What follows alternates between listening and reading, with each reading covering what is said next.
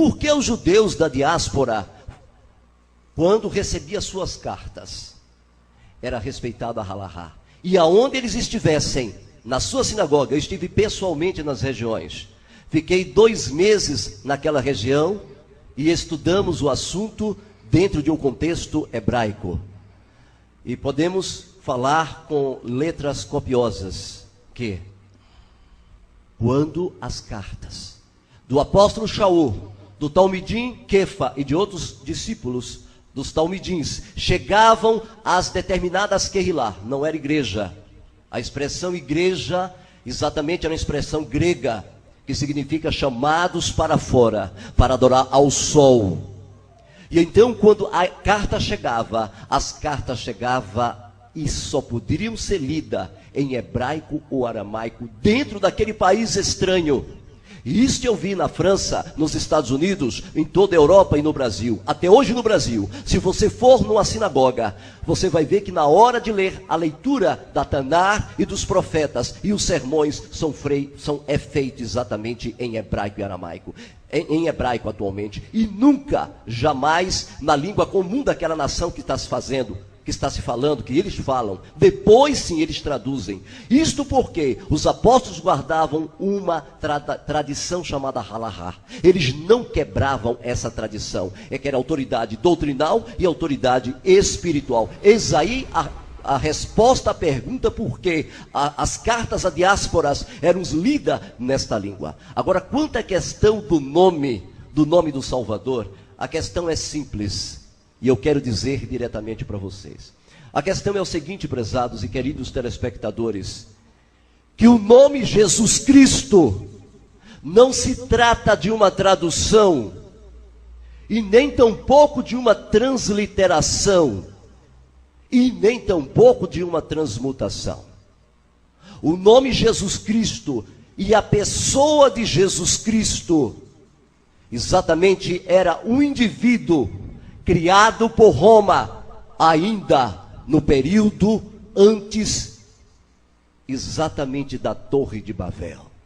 Através de Nimrod, Samiramis e Tamos, nós temos a figura do filho de Nimrod com Samiramis, cujo nome na língua hebraica chamava-se Tamuz, e cujo nome na língua egípcia chamava-se Isus, que era filho de Ísis.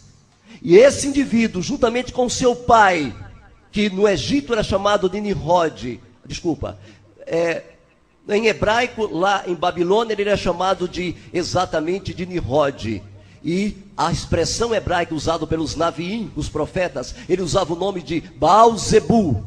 Mas lá no Egito, o nome de Baal-Zebu era Zeus, de onde surgiu a palavra Deus. Por isso, quando se falava no Egito que Jesus Cristo era filho de Zeus, que era a figura do boi, Apis, lá no Egito, não se estava mentindo.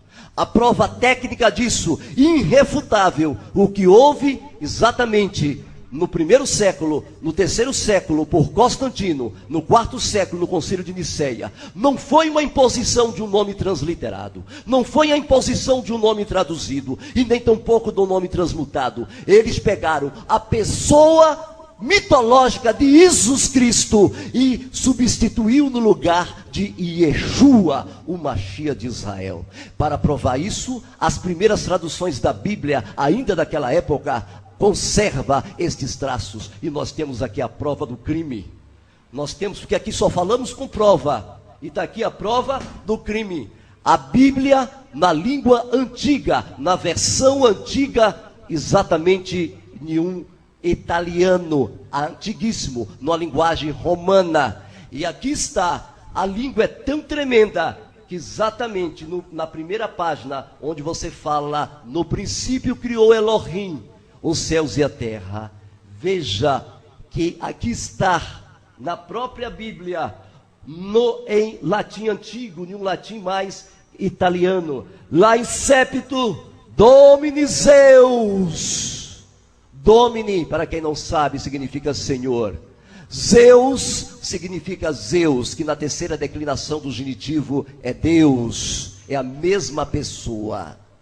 E quando você fala exatamente o nome do filho de Zeus, está aqui ainda no latim antigo. Essas versões saíram na época ainda do Império Romano, exatamente em Matei. Eles falam Matei, capítulo 1. Vocês verão exatamente o que nós estamos falando é uma realidade irrefutável, porque contra fatos não há o quê? Argumento, não há argumento. Está aqui no capítulo 1 de Matei, Evangelia do Pan Matei. Exatamente está escrito o seguinte, eu vou ler na própria língua que eles escreveram, ainda na língua italiana antiga, quando eles disseram: Ievanaste, um fio, se vivei pundi numeli, Jesus Cristo. Vocês poderão perceber, aqui está Isus. Esse indivíduo não se trata de uma tradução, nem de uma transliteração, nem de uma transmutação. O elemento vital deste indivíduo foi exposto no livro de Ezequiel 8,14. Quando a sexta-feira da paixão já era comemorada, e as mulheres choravam por Tamuz, e a procissão acontecia, e a figura que se levava nos ombros, que o encontrava com a mãe, era a figura de Jesus, de Jesus Cristo, com a sua mãe.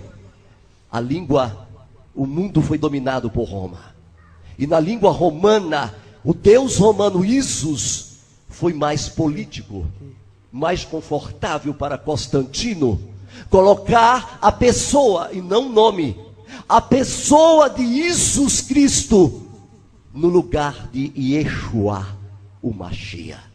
E a maior prova disso está no erro do grego, porque os gregos pegaram o nome Yeshua e escreveram em grego. Não transliteraram o nome. Eles não fizeram a mudança, eles pegaram a pessoa de Tamuz e substituíram, que era Isus em Roma, e substituíram no lugar de um moreno, um homem meio negrotado, cabelo crespo, feio. E esse rapaz chamava-se Yeshua. Era este indivíduo que foi o Cordeiro de Elohim que tira o pecado do mundo. Ele é o Salvador do mundo, e não esse Jesus Cristo apresentado por Constantino. Provas, encerrando as minhas palavras. Isso está no próprio livro. Hoje a Igreja Católica colocou isso em evidência. E está no próprio livro, Código da Vinci, já à disposição de toda a humanidade. Tá bom.